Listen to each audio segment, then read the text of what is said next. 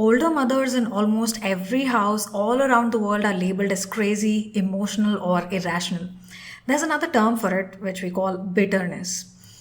It is a side effect that happens to a lot of moms when they endure prolonged periods of being disrespected, ignored, and underappreciated. Let's talk about what makes a mother turn bitter slowly over the years.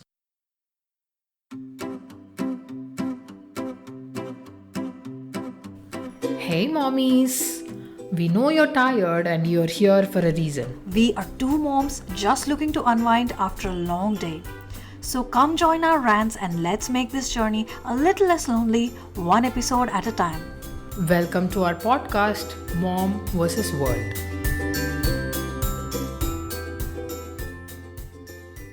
Last week my husband had a fever. He came up to me and told me that he was not well. And my instant reaction was, I also have a cold, but I'm still working. And then he just left and he came back after a while. Like, why did you react that way? I really felt bad. That's when I just paused for a minute and gave it a thought. Why was I so rude? That is not me. If it was him, if I was not well, he would have definitely asked me to rest or some kind of empathy, right? But I was very mean. I thought that was not right. But as I thought deeper about why I behaved that way, that's when I realized after becoming a mother, I slowly started becoming a bit mean or rude or bitter. Maybe it's because of the overwhelming chores that we have, the unexpected workload that we have now. Maybe we never receive any kind of instant rewards or recognition for the work we do. Maybe that is just sitting in my head somewhere and that's coming out in this way, right? True. I'm pretty sure I can remember a lot of instances where I was rude to my husband when it was totally uncalled for. Yeah, imagine if in our 30s we became this mean people. Imagine how we would react in our 50s or 60s, right? Yeah, that would just keep multiplying. Yeah.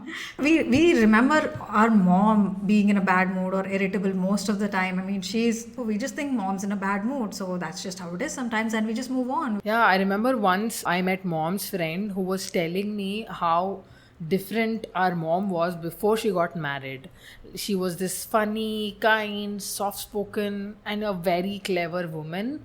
But we see very less of that side of mom, right? True. I don't think I've ever categorized our mom into a certain personality, which is really weird because we do that for everybody else, for dad or anybody else in the family. But whenever I would describe mom, I would always refer to how she was with us or with dad, but nothing about herself that is not related to our family. It's almost as if her life has no meaning without us. I feel like she herself made it seem that way, but I guess, yeah, in this episode, we uncover why it's not entirely her fault. Of course, it's not her fault. I've recently came across this research which happened on older couples, and the stats said that between older couples, when the wife dies, the husband almost dies within the next few years. Okay. But when the husband dies, the wife lives much longer. Well, that's enlightening. Yeah, it says a lot, right?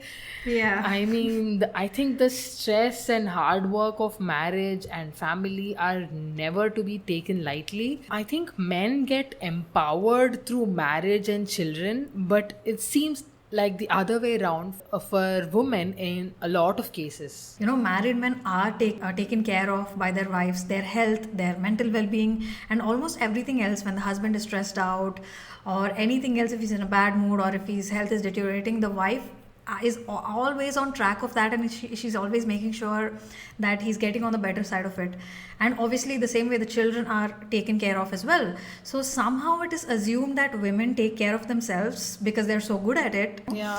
But I don't think it's really that case, Yeah, right? they never take care Yeah. of themselves. And they also get ignored by everyone else because it's assumed that she's probably taking care of herself. If you think about it, even when a woman gets married, the in-laws worry about how she is performing as a new member of the family, True. but they rarely ever think about how she's going to be taken care of as a new member of the family. True. And it's always presumed that women getting married is equivalent to giving her a life. Like, remember those old movies where the man says, I will marry you, and the woman is like, okay, thanks. You gave me Yeah. life. Yeah, Right? yeah, yeah. But in reality, she is the one who's giving life to a new family. I have a friend, and when I say friend, I mean our age, who actually said that about a girl that Is he's it? been seeing. Yes. Unbelievable. Yeah, I mean, in families like that, the typical dynamic is that we constantly ignore our own responsibilities in the house. When we were kids, we didn't really take care of, we worked, we did chores, but then we are so used to our moms reminding us and nagging us to make the bare minimum effort around the house. When we feel like she's overwhelmed, we just ask her to stop making effort, as if all the effort she's been putting didn't matter at all. That now makes me angry. I know. That, in fact, twists the reality into making everyone believe that even doing the most basic things around the house is like some kind of a favor to the mom. Yeah. And so that leads to her having that feeling of thankfulness for even little things that the family members do that shouldn't fall on her in the first place. Absolutely. Whatever she does, it seems like it's her choice, as if she's doing it out of the love for the craft of motherhood, you know. It doesn't count as responsibility in the eyes of other people in the family. And obviously, it doesn't hold that much value as well. And so we just tend to take advantage of that mom's selfless nature to nurture and care and provide unconditionally, regardless of how she's being treated. Bad behavior towards mom is just absorbed by her, and it's never expressed, barely ever expressed. And it's almost as if there is little to no consequences for treating a mother badly in the house. That's true. It's the maximum consequence the family members get is maybe a harsh remark or a bad Yeah. mood. Yeah, Which, oh, now we have to deal with yeah. a bad mood. That's the worst that could happen. Yeah, that's the worst thing. Like, it's not like it's very rare that a mom just gets angry and leaves everything and goes off, right? Of course not, yeah. Yeah, that reminds me of this movie, The Great Indian Kitchen, or Mrs. in Bollywood. Yeah, If you yeah, yeah. notice the lead character in the movie, she is happy in the beginning. After getting married, even if the workload is much higher than she expected, she was fine. She was smiling and she was doing her best, giving her best. But as the time progresses, her interests, her likes, her dislikes, everything get ignored one by one. She gradually becomes a bitter person. She stops smiling at the beginning. She starts complaining. She throws tantrums. It just gradually increases until she reaches that breaking point where she just leaves everything, everyone, and goes off. So, what I mean to say is, this didn't happen in one day.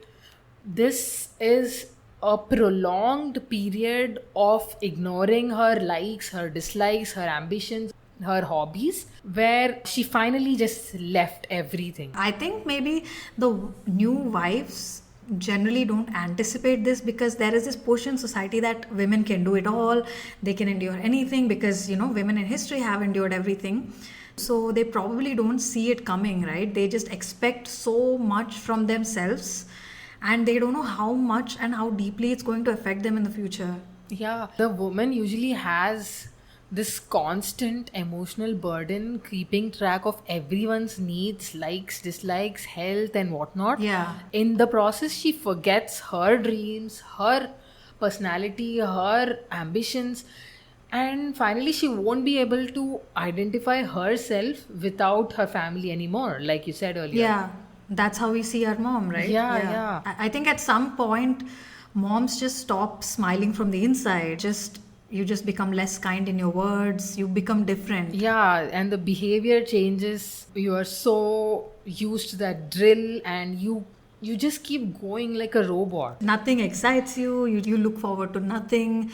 That's true, yeah. And as you age, you start to sound less intelligent and less relevant when you're talking to your kids.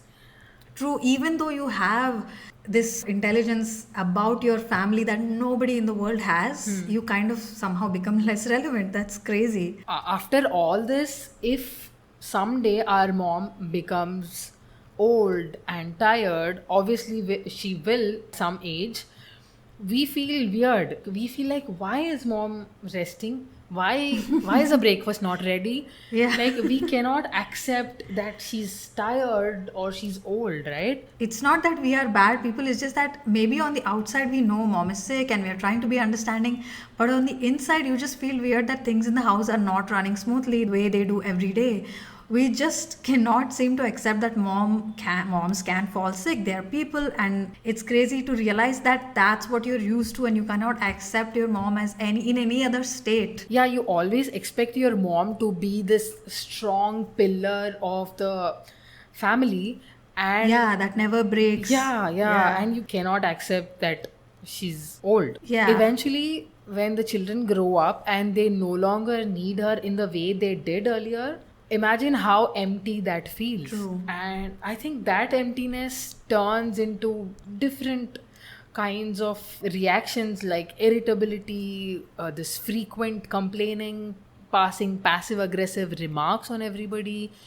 Yeah. And some moms get frustrated and they try to control their adult children because they don't want to let go of that thing they had earlier. They end up becoming villains of the family in a way. Yeah, they start becoming overcritical about everything Yeah. and everyone, which sums up to become a kind of bitterness. Seriously, yeah, realizing that your children don't need you anymore is really painful, because almost your entire life has been about that. I mean, I think retiring from motherhood is probably more annoying and painful than going through menopause. You're probably not aware that you can feel this way at all, because I think that's a moment you're supposed to be proud of. You've raised your children, you've done your job, but when you're actually done, it's devastating That's to true. not be in that role anymore. Yeah, it sure must be the way our moms behave at this age in around 50s, 60s show us how devastating it is. Like the way they Yes. behave with our dad or her in-laws is pretty much different from what they were earlier in their 30s or 40s, right? Yeah. Looking at it from outside, we feel like, why is mom rude to dad? Or why is mom rude to grandmom? But it is this years and years of pent up emotions that is making her behave like that. You know, she doesn't like that behavior. She's not happy with that behavior, but it just comes out in that way. And because she's not happy with that behavior, she ends up hating herself even more. Yeah, these feelings are not easy to handle. If you think about depression, to avoid that feeling, you make yourself numb. I think this works in a similar way. You're just numb to most of it. All your smiles and laughter will only be on the surface. Eventually, the only way you interact with most people in your life is that I have to kind of way. It just sneaks up on you and sneaks into every aspect of your life. Every task or event you attend, all of it just becomes something you just have to do without choice. Everything will either be to please your guests or maintain relationships for the sake of family, keeping up with the outside world, or to make sure your children make the right choices. Maybe at some point you won't be able to list a single thing that you do for yourself. If by any chance some moms realize what is happening to them, and if they want to get out of it in some way, maybe if they attempt to do something for themselves. Imagine a mom liking dancing when she was young. She wants to get back to some hobbies or an interest of hers. If she take up a dance class, she would be labeled as selfish. Even at 50, you're still leaving some house chores or some time at home and going to do something for yourself, right? Even that time, people won't forget people. Family will be like, why are you doing this? What are you getting out of it, or something like that? Yeah, remember that one time when we were yelling at our mom for going to that kitty party when we were there that day? and she Oh chose to go yeah, anyway. that's true. That's true. We visited her with our kids, and she had that kitty party that day, and we were like, "Why did you have to go today? Like out of all the days?" Yeah, like how dare you go to a party and Yeah, abandon your children? yeah, that's how we treat her, right? Yeah, I So can't bad. believe we did that to her. That's true. I really hope we are Yeah. not on the other end of it in the future. We just can't accept that mom is doing something for Yeah, herself. like how can mom be anything else other than being a Who's mom? just a mom? Like she's also human. Yeah, the world never fails to notice those things. That just you're just selfish if you care about yourself, if you do something that is other than the basic necessities. Yeah. I think when moms start to think about themselves, everyone will be ready to point fingers at how she's ignoring her family at even at that point. Yeah, how many 50-year-old women do you know who just go on trips or Yeah, vacations, seriously. right? But Rarely ever yeah, happens. rarely. Even if she wants to go, she will be like, what will my husband eat? Who will take care of the house? Who will take care of the family? Even at Yeah. 50, 60. I don't think that thought will even enter her mind. I don't think moms will even think about going on a trip. Yeah, and but on the other hand, there are so many men who are free after retirement who go out with their friends, their colleagues, go on trips and outings and parties, whatnot. The definition of insanity, is to do something repeatedly and then expect there to be a different result. Now, imagine everything that we've talked about in this episode. Imagine all this weight on you just growing and growing and growing, and you think that things are going to get better, and it doesn't. It just drives you crazy, and the moment you start reacting to this, the moment you start to have any reactions to it, you're labeled as crazy, you're labeled as this irrational person, and you just get blamed for your behavior and everything else that you are basically. I know we've used the word bitterness a lot in this episode, but I'll say one last thing. Yeah. I think bitterness is the weight of disappointment, resentment, loss of enthusiasm in life, lack of respect, care, and support over long, long, long periods of time. That's what it is. Yeah, well said. I think to sum this episode up, this isn't about labeling moms as difficult. It's about understanding that this bitterness is usually pain that hasn't found a voice. If we can hear that hurt underneath that bitterness, there is still a chance to heal those relationships with your moms. And for today's new moms, let's not allow this to happen to us. Let's never put up with disrespect, never allow anyone to take us for granted starting from now. Maybe we can start with simple things like dividing chores amongst everyone in the family. It's okay to make children do some housework, there's nothing wrong in it. It's an important life skill that might come handy to them in the future. And don't forget to make time and space for yourself every now and then. All of this helps your family understand the importance of the work that you put in for them and that it cannot be taken lightly. Please don't guilt yourself for going on those vacations and parties once in a while. Don't lose that beautiful self of yours. I really hope we could resonate with you because every feeling is valid in motherhood. If you enjoyed this episode, please follow us for more such content.